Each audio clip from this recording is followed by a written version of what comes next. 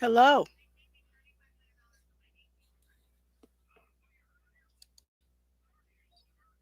Hello. This is Lady Blue.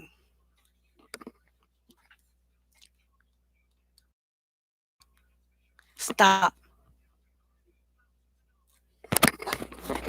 Hello. Shut up. Hello.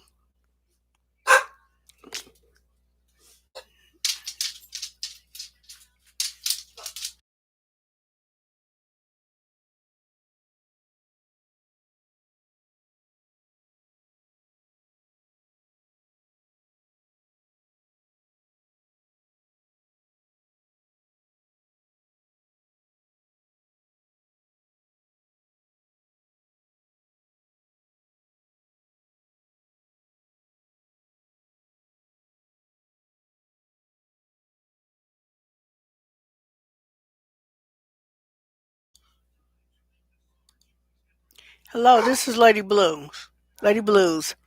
Haven't spoken to y'all in a while. It's been about 2 years. I'm working on a new book.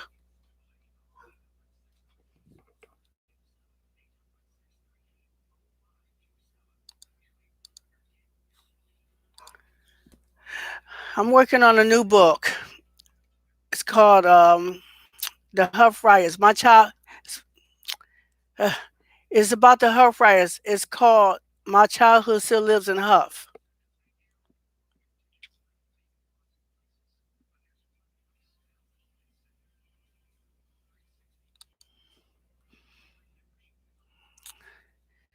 Um.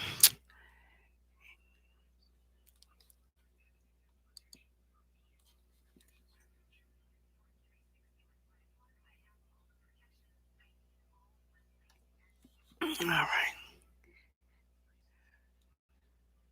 All right. This is new for me. This computer, so I'm having a few issues with it.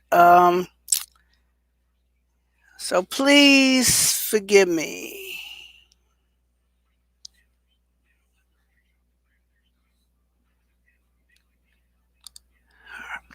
All right. My new book is about uh, life as a woman of color, different things that I've gone through. The last two videos were about domestic violence, incest, and also physical abuse.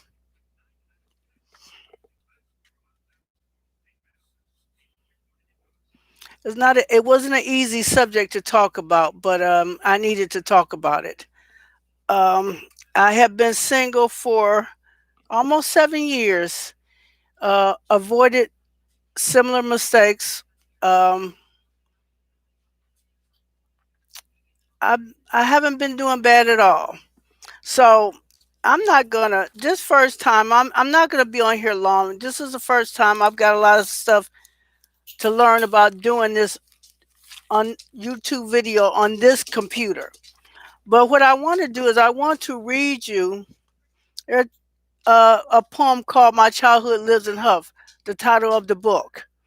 Um, I was 7 years old during the Hough Riots, and I didn't really know what was going on. I do remember there being a lot of shooting, and my mother having my brother and I crawl up under the bed because we were living on a first floor apartment. And I do remember the looting. I remember a hardware store and the stores that were on Huff. And it was a tense time. I mean, I may not have known everything that was going on, but I knew enough to know that it was concerning. Um, Huff was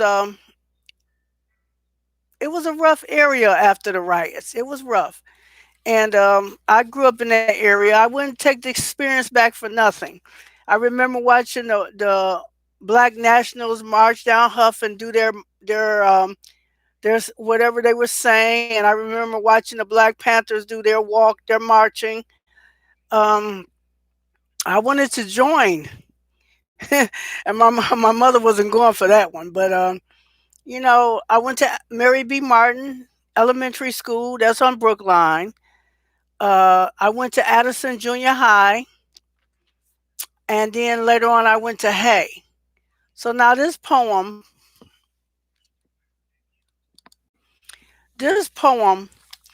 again is called "The The Ghost of My Childhood Still Lives in Huff." All right, all right, here we go. The ghost of my childhood still lives in Huff, in buildings and houses that no longer exist, on the sidewalks and streets that I once used to walk, in the department and the grocery stores where we went a few times out the month. My mother was on welfare, and there was a lot of people in that area that was on welfare. So you got your food stamps and you got your check and you did your shopping. The first few days you did your shopping. The schools I attended, the people I knew, all are still there, mixed in with hope and anger and the confusion of the times, taken in daily doses with mixtures of speed, heroin, weed, and some corner wine. Come on, Martin Luther King, be our Moses. Black power has faded in the dust, and the things we used to know are gone or just a lot older, like the rest of us. Mm. The ghost of my childhood still lives in Huff, along with the prostitutes that used to work our streets, guarded by the pimps that tenderized and sold their precious meat. Gunshots fired, fire set. Business owners have plenty of regrets. You better not be or even look like you're white because you'll get robbed, beat, or sacrificed. Carl Stokes, let's elect him to be our mayor. It's a new day, folks. In black folks' language, we have a new savior. 50-cent food stamps and policy man dreams. Now it's a credit card, the Ohio lottery. Just another confidence man with new schemes. The ghost of my childhood still lives on Huff. It reruns of what's happening and good times too. I find myself repeating to my children what my mother used to say and do. Bell bottoms and stack heels are back. And more than one of my childhood friends has died from murder, HIV, cancer, and heart attacks. Familiar smells grace my nose. It's almost like I'm in my long time ago. Scenes of my life flash back every now and then. And as I walk past the yesterdays and head towards the winds, the beauty queens and the handsome boys no longer pose a threat. You see, life happens and reality keeps us in check. Yes, the ghost of my childhood still lives on Huff, along with the ghosts of the rest of us, where our 25-cent dreams used to be, and life, even though sometimes hard, was still a mystery. Now, that poem, I meant to write that poem. Um,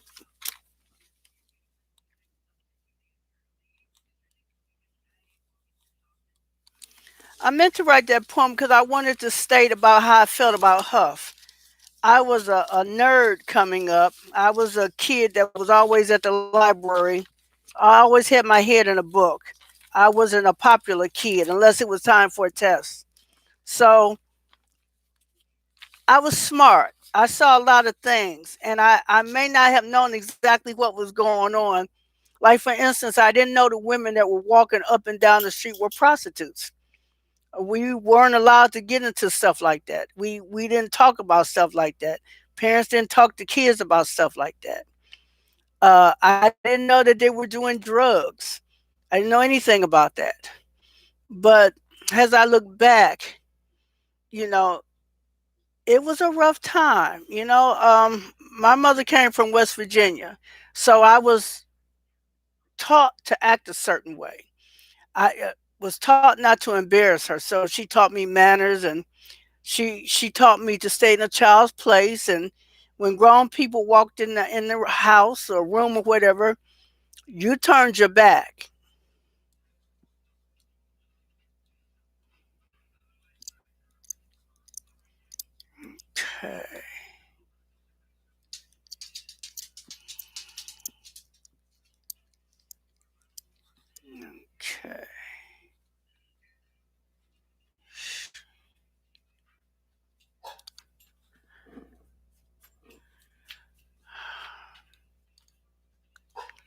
All right. Like I said, this is this is a little.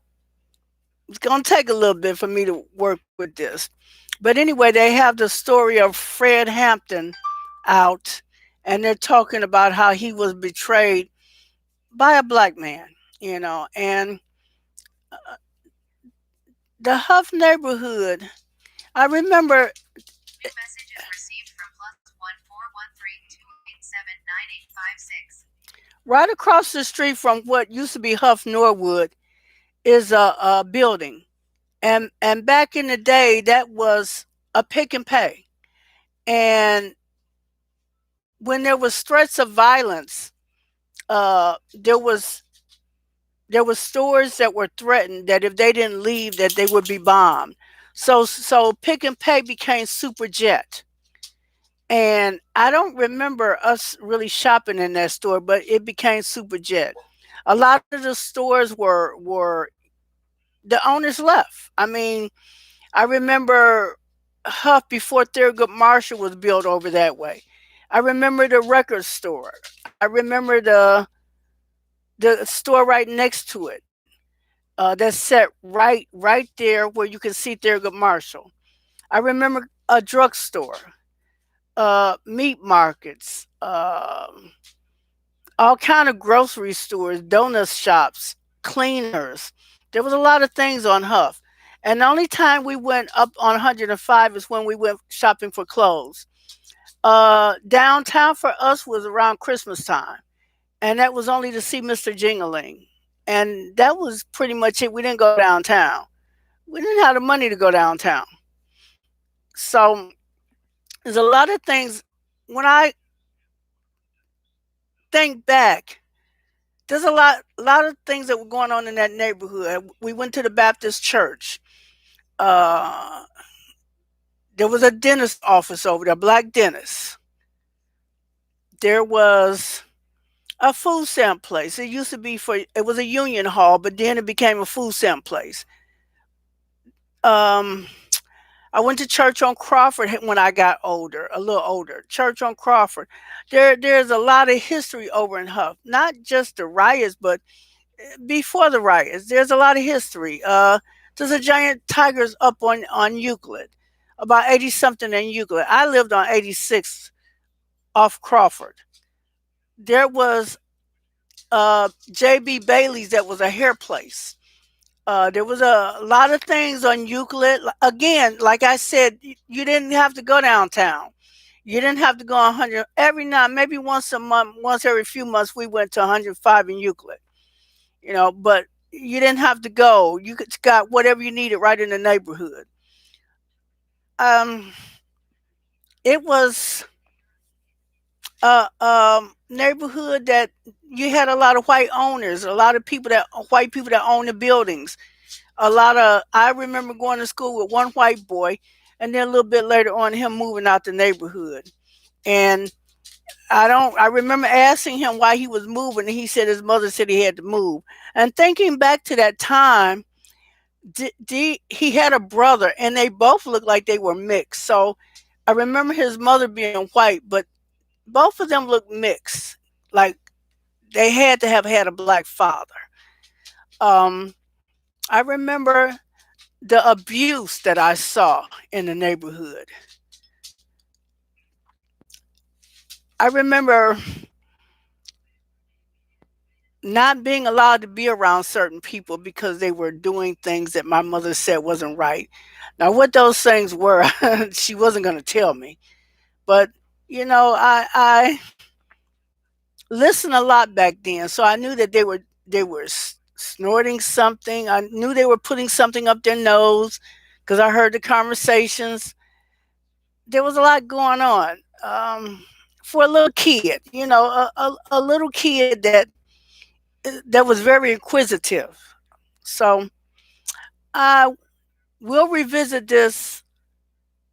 I don't know, in a few days or so. Again, I haven't spoken to y'all in a couple years. There's a lot going on with this pandemic.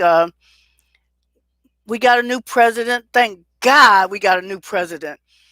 Our first black vice president Indian woman. I have a dog that wants attention. Down. A lot going on. Marvin Gaye, I can't remember if it's in Wisconsin, but um, they're gonna have a day called "What's Going On." That was a Marvin Gaye song, and the song is much everything that song is saying. If you know about Marvin Gaye, is what we're going through now. It gets a little bit. It gets a lot tiresome that we have to keep on struggling with racism. Why are we still going through racism? Why? It amazes me that people that are supposed to be so proud of who they are so afraid of us. Well, they know who we are. This is not a game. They know exactly who we are. I don't care what kind of games they want to play. But I am mixed, just like a lot of people of color. Three great great white grandmothers and a white great grandmother.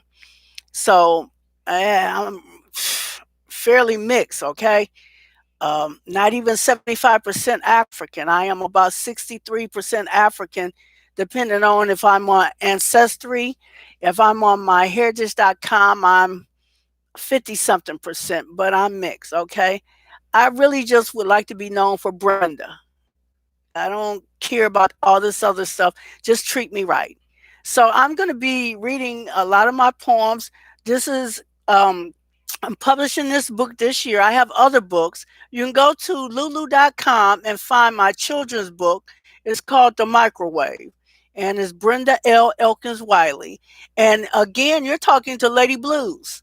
And I'm going to let you go, but you be blessed and you stay well. Wear that face mask over your face. And thank God that you're here. Thank God you're here and realize that you're here to do something more than just be here for you. God bless you. Bye bye.